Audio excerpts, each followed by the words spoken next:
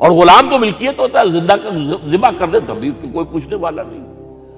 تو جو بیت رہی تھی بلال پر، ابو فقیہ پر، زنیرہ پر، جو ان پر بیت رہی تھی، جو خباب پر بیت رہی تھی، جس طرح ہلاک کیا گیا ہے حضرت سمیہ کو، حضرت یاسر کو، یہ ساری تکلیفیں انہیں بھی تھی، لیکن کیا اس کا یہ بالواسطہ ایذا محمد کے لیے نہیں تھا صلی اللہ علیہ وسلم؟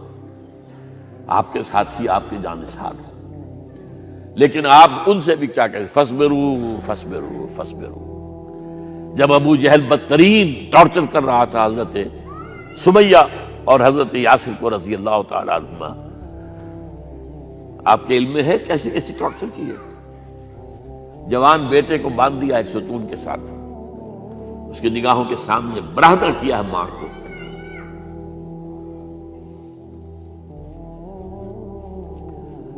ہاتھ میں ایک مورتی ہے، جب تنگ آ گیا ستا کر تنگ کر کے مار مار کے حضرت سمیہ ٹس سے مس نہیں ہو رہی، کہتا ہے تم ایک دفعہ کہہ دو سمیہ کہ ہاں اس مورتی میں بھی کچھ ہے، میں تمہیں چھوڑ دوں۔ انہوں نے تھوک دیا، برچھا مارا ہے شرمگاہ کے اندر۔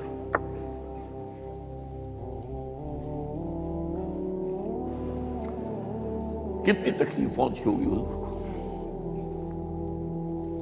لیکن آپ گزر رہے، اصبروا یا آل یاسر فإن موعدکم الجنہ، اے یاسر کے گھر والوں صبر کرو، تمہارے استقبال کی تیاریاں ہو رہی ہیں جنت۔ یہ سیرت کوئی بناتا سناتا ہے، یہ سیرت۔ یاسر کے ساتھ کیا کیا ہے؟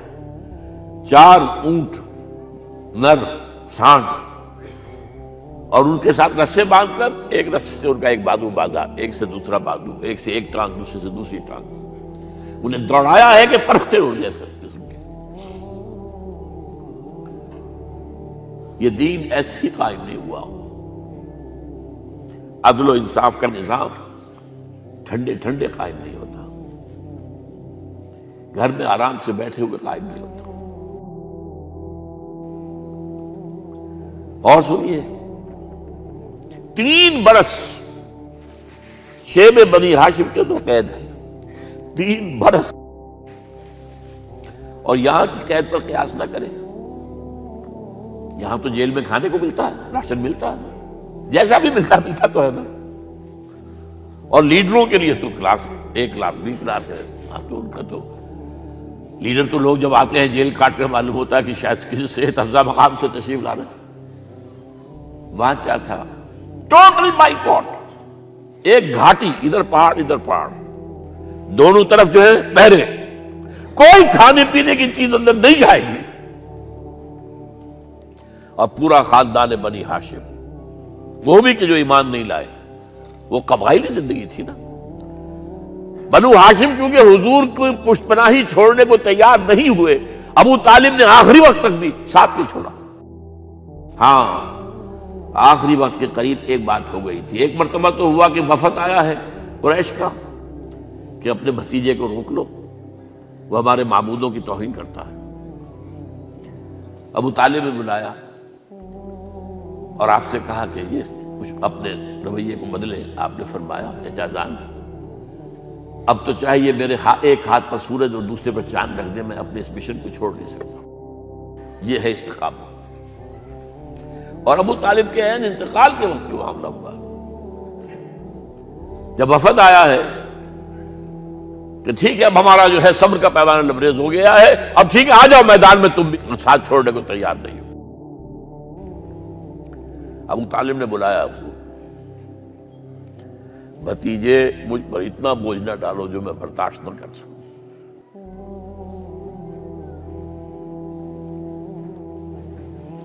حضور کی آنکھوں میں آنسو آ گئے۔ چچا جان، اب تو یا یہ بات پوری ہوگی یا میں اپنے آپ کو ختم کر دوں، اسی میں ختم ہو جاؤں۔ 12 شیب بنی ہاشم میں 3 برس اس حال میں گزرے ہیں، ٹوٹل بائیکاٹ، کوئی کھانے پینے کی نہیں۔ کچھ لوگ تھے شریف النفس، مثلا حکیم بن حزام تھے رضی اللہ تعالیٰ، اور بعد میں ایمان لے آئے۔ حضرت خدیجہ کے وہ رشتے دار تھے، وہ پہاڑ پر چڑھ کر ایک طرف سے رات کی تاریکی میں، دونوں دروازے تو بند ہیں، پہاڑ پر چڑھ کر چوٹی سے نیچے اتر کر کوئی چیزیں کھانے پینے کی دے آئے بس صلی اللہ علیہ وسلم۔ کوئی اور ایک آدھ ہوگا ایسا۔ یہاں تک نوبت آئی ہے کہ بنی ہاشم کے یہ پھول جیسے بچے معصوم بھوک سے بلبلا رہے ہیں، اور اس کے سوا کچھ نہیں ہے کہ سوکھے چمڑے ابال کر اس کا پانی ان کے حلق میں ٹپکا دیا جائے۔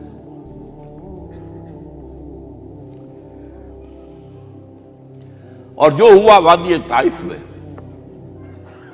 جب مکے والوں نے فیصلہ کر لیا کہ آپ قتل کر دو، ابو طالب بھی فوت ہو چکے ہیں، اب کوئی اندیشہ نہیں، کوئی خانہ جنگی شروع نہیں ہوگی،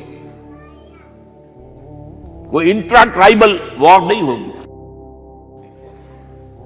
تو آپ طائف گئے ہیں۔ شاید وہاں کے 3 سردار تھے بڑے، اور یہ طائف اصل میں قریشی کا سمجھیے کہ یہ ان کا گرمیوں کا یہ صحت افزا مقام تھا۔ یہ تمام جو سردار تھے مکے کے، ان کی جائیدادیں وہاں تھی، باغات تھے، اور وہاں کے بھی 3 سردار تھے، تو شاید ان میں سے کسی کو اللہ توفیق دے دے۔ وہاں گئے ہیں اور صرف ایک ساتھ ہیں، حضرت زید بن حارثہ، حضرت ابو بکر بھی ساتھ نہیں تھے، سائے کی طرح ساتھ رہنے والا بھی ساتھ نہیں تھا۔ وہاں جا کر جو آپ نے تینوں سے بات کی ہے، تینوں نے وہ باتیں کہی ہیں جو کلیجے کو چیر جائیں۔ تمہارے سوا کوئی اللہ کو نہیں ملا تھا رسول بنانے، جاؤ چلے جاؤ۔ ایک کہتا ہے فوراً چلے جاؤ یہاں سے، اس لیے کہ ہو سکتا ہے کہ تم سچے ہو تو کہیں میں تمہاری توہین نہ کر دوں، اور یہ بھی ہو سکتا ہے تم جھوٹے ہو تو جھوٹے کو میں منہ نہیں لگانا چاہتا۔ 3 دن کی یہ سختی، اور اس میں کیا ہو رہا ہے؟ اسٹریٹ ارچنز جو کہلاتے ہیں ہمارے یہاں، چھوکرے گلیوں کے، انہیں اشارہ کر دیا ذرا ان کی خبر لو، اب وہ پتھراؤ کر رہے ہیں۔ جیسے ہمارے ہاں کوئی آ جاتا ہے، کوئی نیم پاگل یا کوئی اور کسی طرح کا مست قسم کا آدمی، اور اس کے اوپر چھوکرے چاروں طرف ہوں اور ستا رہے ہوں، یہ نقشہ تھا، اور طائف کی گلیاں تھیں، اور محبوب رب العالمین تھے۔ ادھر سے پتھر آ رہے ہیں تو زید بن حارثہ رکاوٹ بن گئے ہیں، لیکن پیچھے سے آ رہے ہیں، وہ کیسے روکیں گے؟ پیچھے جاتے ہیں تو ادھر سے آ رہے ہیں۔ جسم لہو لہان ہے، خون رس رس کر زخموں سے جوتیوں میں آ کے جم گیا ہے۔ پھر وہاں سے آپ نکل کر گئے ہیں، ایک باغ میں تھوڑی سی پناہ لی ہے تھوڑی دیر کے لیے، جوتے بڑی مشکل سے اترے ہیں، خون جمع ہوا، اور وہ جو پھر دعا نکلی ہے آپ کے، وہ کلیجے کو چیر جانے والی ہے۔ اللہم الیک اشکو ضعف قوتی وقلت حیلتی وحوانی علی الناس، اے اللہ تیری جناب میں فریاد لے کر آیا ہوں، اپنی قوت کی کمی کا، اپنے وسائل کی کمی کا، اور لوگوں میں جو رسوائی ہو رہی ہے، الی من تکلنی الی بعید یتجہمنی او الی عدو ملکت امری، مجھے کس کے حوالہ کر دیا ہے؟ مجھے دشمن کے حوالے کر دیا جو چاہے میرے ساتھ کر گزرے۔ فریاد ہے کہ نہیں؟ بڑی زوردار فریاد ہے، بڑی زوردار، لیکن پھر مقام عبدیت کا ظہور ہوتا ہے۔ ان لم یکن علی غضبک فلا ابالی، اے اللہ اگر تو ناراض نہیں ہے، مجھے اندیشہ یہ ہو گیا کہ کہیں تو ناراض تو نہیں ہو گیا ہے، کہیں تو نے میرا ساتھ تو نہیں چھوڑ دیا ہے۔ اگر تو ناراض نہیں تو مجھے کوئی پرواہ نہیں، جو ہو سو سر تسلیم خواہ میں جو مزاج یار میں آئے۔ واپس آئے ہیں تو مکے میں داخل نہیں ہو سکتے تھے، وہاں تو قتل کا فیصلہ ہو چکا۔ باہر ہی آپ نے ڈیرا لگایا، زید بن حارثہ کو بھیجا، فلاں شخص کے پاس جاؤ کہ تم اگر امان میں لے لو محمد کو تو محمد آ جائیں، میں تو میری یہ پوزیشن نہیں ہے، میں قریش کے مقابلے میں امان نہیں دے سکتا۔ دوسرے کے پاس بھیجا، اس نے بھی کچھ ایسے جواب دے دیا۔ تیسرے کے پاس جب گئے حضرت زید، مطعم بن عدی، اس نے کہا ٹھیک ہے، میں امان دیتا ہوں محمد کو وہ آ جائے مکے میں. حضور سے آگے کہا، حضور نے فرمایا نہیں جا کر کہو آ کر لے کر جا. کیوں؟ کیا پتا اچانک جو ہے میرے داخل ہوتے ہی کوئی مجھ پر حملہ کرے، قتل کرے. وہ تو یہ کہہ سکے کہ ہمیں کیا پتا تھا کہ مطعم نے جو ہے امان دی ہے. I never knew it. اب یہ قبیلے کے اندر یہ ہوتا تھا کہ ایک نے امان دے دی، سب کی طرف سے امان. لہذا حضور نے فرمایا آ کر لے کر جاؤ. وہ اپنے 6 بیٹوں کو ہتھیار سجا کر لے کر آیا ہے اور پھر لے کر گیا حضور کو، کہتا ہوا گزر رہا ہے راستے میں، لوگوں سن لو محمد میری امان میں ہے صلی اللہ علیہ وسلم. اس لیے آپ کو مکے کے اندر پھر 2-2.5 سال مزید رہنے کا موقع ملا ہے. اور اتنا بڑا احسان آپ نے مانا پھر مطعم بن عدی کا کہ غزوہ بدر میں جب 70 اسیر تھے قریش کے حضور کے پاس، تو آپ نے فرمایا تھا کہ اگر آج مطعم زندہ ہوتا اور وہ سفارش کرتا تو میں ان سب کو چھوڑ دیتا بغیر کسی فدیے کے. بہرحال یہ چند باتیں میں نے آپ کو بتائی. باقی تو یہ کہ غار ثور ہے کیسی کیسی، اور پھر غزوہ بدر سے پہلے کی رات ہے، اور وہ آپ کا زندگی کا طویل ترین سجدہ ہے. اس میں جہاں تک یہ الفاظ بھی آپ نے کہہ دیا، اللہ اگر کل یہ جو 313 یہاں جمع ہیں اگر یہ ختم ہو گئے تو پھر قیامت تک تیرا نام لینے والا کوئی نہیں ہوگا. میں آخری رسول اور میری یہ 15 برس کی کمائی ہے. اس وقت کہا حضرت ابوبکر نے، وہ پہردار کی حیثیت سے کھڑے تھے، کہ حسبک حسبک حضور بس کیجئے بس کیجئے. بہرحال بدر ہے، احد ہے، زخمی ہوئے ہیں، دندان مبارک شہید ہوئے ہیں، خون اتنا بہا ہے کہ بے ہوش ہو گئے ہیں، اور خبر اڑ گئی ہے کہ آپ شہید ہو گئے. یہ سب کچھ، اور سب سے بڑھ کر حمزہ کی لاش سامنے آئی. کیسی لاش؟ ناک کٹی ہوئی ہے، کان کٹے ہوئے ہیں، پیٹ چاک کر کے کلیجہ چبایا ہوا ہے. کس طرح برداشت کیا ہوگا آپ نے؟ اپنے اوپر تاری کر کے دیکھیں. یہ حمزہ کون ہے؟ چچا ہے، دودھ شریک بھائی ہے، خالہ کا بھائی ہے، ساتھ کا کھیلا ہوا ہمجولی ہے، اور اس کی لاش ہے. جو قلب اطہر پر بیت رہی تھی وہ مدینے میں آ کر ایک بڑا ماحول بدلا ہوا تھا، تب وہ بات سامنے آ گئی. جب آپ مدینے واپس تشریف لائے ہیں تو ظاہر بات ہے کہ زیادہ انصار کے لوگ تھے جو شہید ہوئے تھے. بدر میں مہاجرین تو میرے خیال 4تھائی تھے نمبر کے اندر، 3/4 تو انصاری تھے.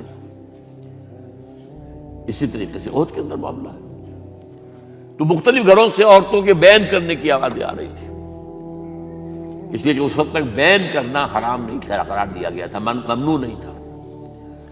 آوازیں سن کر حضور کی زبان مبارک سے نکل گیا، اما حمزہ تو فلا بواکی لہو، ہائے حمزہ کے لیے تو کوئی رونے والی بھی نہیں ہے.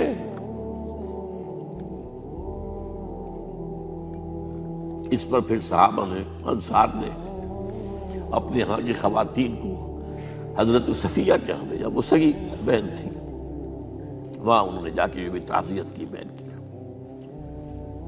غزوہ احزاب کا آپ نے سنی لیا. اسوہ رسول پر نہ معلوم کیا کیا باتیں چیز لوگوں میں مشہور ہو گئی ہیں. اسوہ کا لفظ آیا کہاں ہے قرآن میں؟ سورہ احزاب میں. وہ اسوہ کیا تھا؟ جب خندق کھودنے کا فیصلہ ہوا ہے تو خندق کھود رہی ہے، حضور بھی لگے ہوئے ہیں، بھاری بھاری پتھر اٹھا کر کندھے پر لا کر باہر پھینک رہے ہیں. پتھریلی زمین تھی، ایک پتھر کسی سے ٹوٹا نہیں تھا، تو حضور نے جو ہے 3 دفعہ جو اس کے اوپر ضرب لگائی تب ٹوٹا ہے. لیکن یہ کہ کئی دن کے فاقے ہو چکے تھے، کھانے کو کچھ نہیں، پورا محاصرہ تھا، 12,000 کا لشکر گھیرے ہوئے. یہاں تک کہ آپ کو معلوم ہے کہ گھروں کے اندر بیت الخلا تو نہیں ہوتے، باہر جاتے تھے قضاء، اس کا کوئی امکان نہیں. شدید ترین آزمائش جو ہوئی ہے اس کا نتیجہ ایک طرف یہ نکلا کہ منافقین کا نفاق ان کی زبانوں پر آ گیا. قرآن مجید میں ہے یہ انہی آیات میں، ما وعدنا اللہ ورسولہ الا غرورا، ہمیں تو اللہ اور اس کے رسول نے دھوکہ دے کے مروا دیا۔